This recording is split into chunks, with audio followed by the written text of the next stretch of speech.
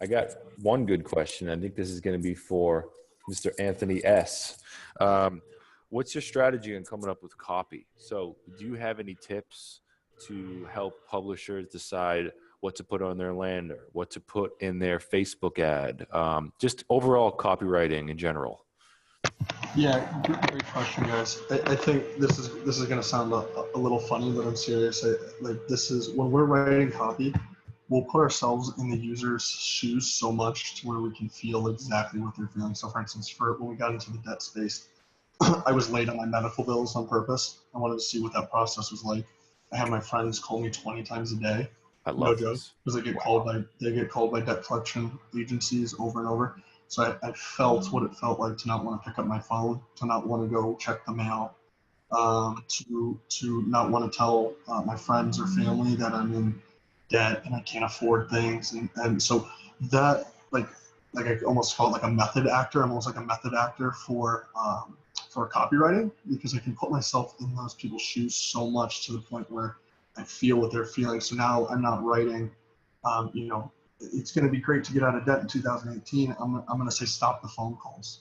I'm going to say stop. Are you tired of not being able to check your mail? Do you want to be able to turn your phone back on and without worrying about getting 3 calls an hour because someone's haggling you down or showing up at your doorsteps?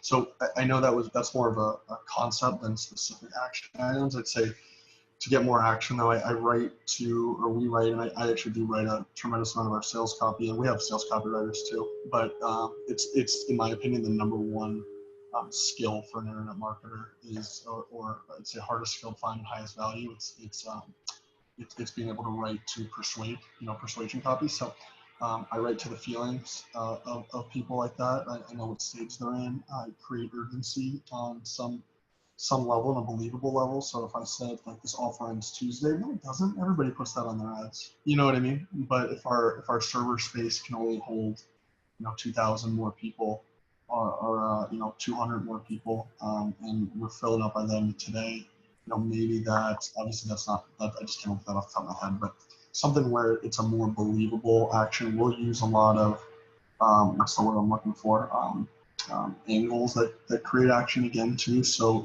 like our copy is segmented per campaign. So if we're running to African Americans versus moms, our copy specifically calls that out. This program's for African Americans in the middle part of the country, or in California African Americans. This program was designed for you.